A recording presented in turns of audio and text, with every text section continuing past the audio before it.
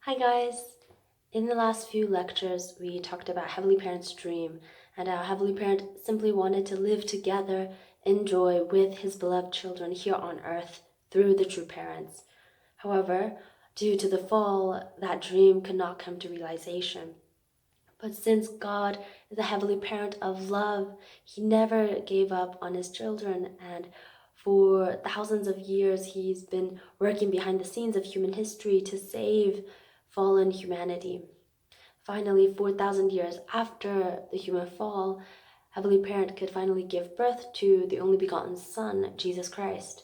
However, due to the people's disbelief, Jesus was tragically crucified, and Heavenly Parent lost his only begotten Son. As a result, Heavenly Parent, the parent of humankind, embarked on another difficult journey to send the only begotten daughter, ensuring the restoration of all his children. In this lecture, we'll cover the fulfillment of Heavenly Parent's dream. We will explore how Heavenly Parent prepared for the birth of the only begotten daughter after the crucifixion of Jesus, and how the true parent's ideal was ultimately achieved. Heavenly Parent first needs a protective foundation, a fence, when sending his only begotten son and daughter. For this purpose, he chooses specific people as his chosen ones to serve as a strong foundation that can protect his children. 2,000 years ago, Heavenly Parent sent his only begotten Son, Jesus Christ, to the foundation of the chosen people of Israel. However, the Israelites distrusted and rejected Jesus, failing to protect and attend him. They crucified Jesus, subjecting him to one of the most brutal forms of execution of the time. In this circumstance, the only begotten daughter could not be born, and the manifestation of true parents was impossible. What happened to the Israelites after Jesus' crucifixion? They lost their nation and wandered for 2,000 years. During World War II, 6 million Jews were massacred, and even now, conflicts between the Jews and Palestinians over Jerusalem persist. Heavenly Parent's original plan was to send both the only begotten Son and only begotten daughter together 2,000 years ago, enabling them to fulfill their mission as true parents and restore all his lost children. However, because the Israelites crucified Jesus, they can no longer serve as the chosen people. Heavenly Parent, who knows the fallen nature of humanity so well, knew that there was a possibility that the chosen people might fail in their responsibility, so he prepared for this. Heavenly Parent prepared two groups of chosen people, one in the east and one in the west, so that his providence would not be hindered. Heavenly Parent's chosen people, the Jewish people, failed to receive Jesus. Therefore, Heavenly Parent needed a new nation and people for the birth of the only begotten daughter.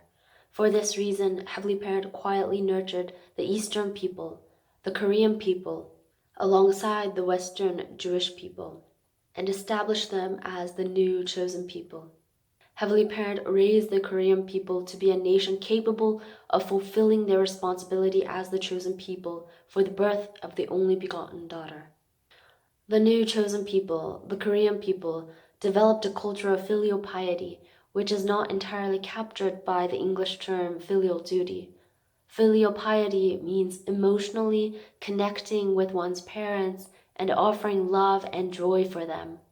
It goes beyond the obligatory respect and reverence for parents who raised the child. In 1973, at a forum in the United Kingdom, Dr. Arnold Toynbee, moved to tears by hearing about the Korean culture of filial piety from a Korean congressman, praised it highly, saying, "If humanity were to migrate to a new star, the first culture we must bring is Korea's culture of filial piety." Heavenly Parent implanted the culture of filial piety in the Korean people so that they could serve God as their parent and true parents. The culture of filial piety in the Korean people formed a family community culture and provided the internal expectation that no matter the situation, they could carry out Heavenly Parent's will through filial piety. What is the mission of the Korean people, the new chosen people? The Korean people cannot repeat the failure of the Jewish people. What is Heavenly Parent's plan after the fall of humanity's first ancestors? The plan is for the only begotten Son and only begotten Daughter to become true parents, marking the conclusion of the providence of salvation, and to initiate the world of creation that Heavenly Parent dreamed of at the beginning. To fulfill Heavenly Parent's dream once again, the Korean people, as the central people who welcome true parents, must create the foundation for the birth of the only begotten daughter. Most importantly, the Korean people must not repeat the failure of the Jewish people and must welcome true parents when they come. Moreover, they must take the lead with greater love, proving and guiding all people of the world back to the embrace of Heavenly Parent and true parents. Heavenly Parent prepared the religious foundation of Christianity for the Korean people to welcome the only begotten daughter. As the time for her birth approached, Heavenly Parent connected the prepared Christian foundation with the Korean people. Key movements in Christian history, such as the Reformation, the Puritan movement centered around America, and the early 20th century Pentecostal movement, laid the groundwork for the birth of the only begotten daughter. As mentioned in the third lecture, Calvin's Institutes of the Christian Religion and the necessity for church reformation submitted to the Roman Emperor in 1543 are considered the most significant documents of the Reformation movement. By the 16th century, Catholicism had become corrupt and could no longer serve as a foundation for the birth of the only begotten daughter. Heavenly Parent blessed the Puritans to prepare a Christian foundation through their efforts to create an environment for welcoming the only begotten daughter. The Puritans, persecuted by Catholics, sought religious freedom to establish God's kingdom and migrated to America, eventually leading to the development of today's Protestantism. As the time for the birth of the only begotten daughter approached, Heavenly Parent caused the Pentecostal movement to arise in America during the 20th century, guiding missionaries to come to Korea and connecting Christianity with the Korean people. Korea, having a culture of reverence for heaven, was unique in that it voluntarily accepted Christianity even before Catholic missionaries arrived. Before foreign missionaries entered Korea, the Bible was translated by Koreans and churches were already established, making Korea the only country in world missionary history where the gospel was spread by its own people before foreign missionaries arrived. The Protestantism, which became the practical foundation for the birth of the only begotten daughter, spread to Korea a century after Catholicism was introduced, when Puritans from America actively carried out global missionary work. The Pentecostal movement that began in the early 20th century in America became the most important foundation for the birth of the only begotten daughter in Korea. Through this movement, spiritual communities arose in Korea, receiving revelations that Jesus would soon return to Korea, and they began a revival movement to prepare for the coming of the Lord. These spiritual communities became the essence of Christianity, which had long awaited the return of Jesus. Thus, Heavenly Parent prepared the national and ethnic foundation through the Korean people and Korea, and the religious foundation through Christianity and spiritual communities. This led to the birth of the first begotten daughter, Hakjahan, on January 6, 1943. Amidst the ongoing history of Heavenly Parent's providence for the salvation of humanity, the only begotten daughter of the first coming was born after 6,000 years. How long must Heavenly Parent have awaited this moment? Even in the sorrow and pain of losing Jesus Christ, the only begotten Son, born through 4,000 years of preparation. After just 33 short years, Heavenly Parent never gave up on humanity. With endless patience and love, Heavenly Parent prepared for and anticipated the birth of the only begotten daughter. To bring about the birth of the only begotten daughter, Heavenly Parent chose grandmother Jowonmo, the maternal grandmother of Haktahan, guiding her to embrace the faith of a spiritual community prepared by heaven. This faith was passed down to Hongsune, Haktahan's mother, who also devoted herself with utmost sincerity to prepare for the coming of the Lord of the Second Advent. Additionally, Reverend Lee Ho-bin of the spiritual community received a revelation that heaven would send a great figure through Hongsune and Han Seung-un.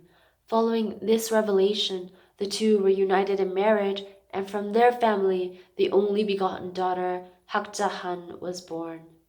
Do you remember how in the Bible it states that Mary received a revelation when Jesus was born, saying that she would give birth to the Son of God? Similarly, when Hakjahan, the only begotten daughter, was born, her mother, Hongsune, also received a revelation stating that the Queen of the universe would be born. Hongsune received a revelation saying that if it is a son, he will be the king of the universe. If it is a daughter, she will be the queen of the universe. What must Heavenly Parent have felt at the birth of the only begotten daughter, Hakjahan?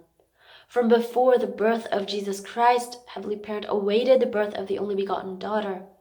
After the crucifixion of Jesus, Heavenly Parent's greatest focus was on the birth of the only begotten daughter who could not even be born 2,000 years ago. With the birth of the only begotten daughter, Hakjahan, the way was opened for the true parents to manifest on this earth. However, Satan sought to harm the only begotten daughter, Hakjahan, upon her birth. He appeared in the dreams of her mother, Hongsune, and said, "Because of your birth, my world will be destroyed." For 6 years, Satan attempted to kill her. Yet Mrs. Hong fought through the nights against Satan and protected Hakjahan with unwavering resolve. Additionally, in a dream, an angel appeared to Hongsune and revealed that Hakjahan was the daughter of Heavenly Parent. The angel advised Mrs. Hong to raise her as a nursemaid would, ensuring she would grow up pure and unstained from worldly influences. Taking this to heart, Hongsune devoted herself wholeheartedly to raising Hakjahan with a pure and sincere heart. Grandmother Chowonmo started teaching her granddaughter something very important once she was able to understand words. That was, "Your father is God." Hakjahan accepted this statement unquestionably, and hearing the word God made her feel warm and at peace.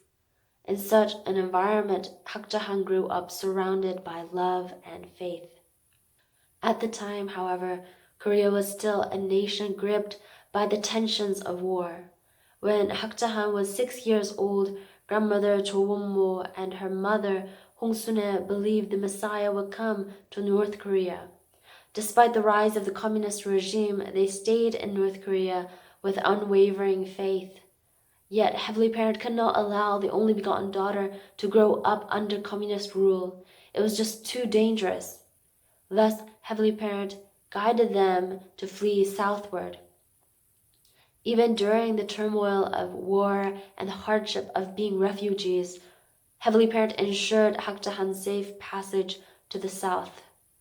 During the Korean War, Heavenly Parent protected her by bringing 16 nations of the United Nations to Korea to safeguard her journey.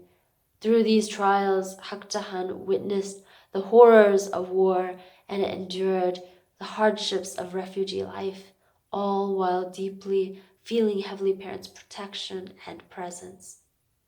Hakjahan, even without being taught, communicated with Heavenly Parent in a manner akin to the dialogue between Adam and Eve and Heavenly Parent in the Garden of Eden.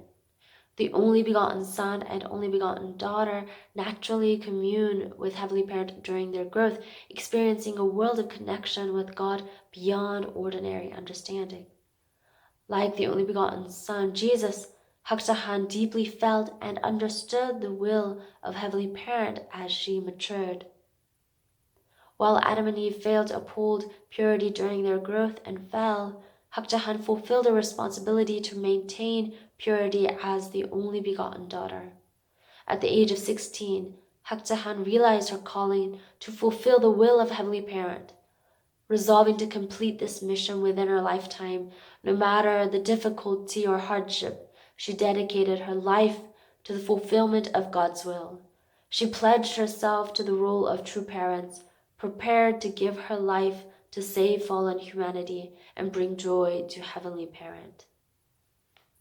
In this video, we covered the new chosen people, the people of Korea, and what their responsibility is, and also about the birth of the only begotten daughter who was finally born after 6,000 years. In the next video, we'll talk about the second coming of the Messiah and the fulfillment of the true parent's ideal. Thank you so much for watching, and I'll see you in the next video.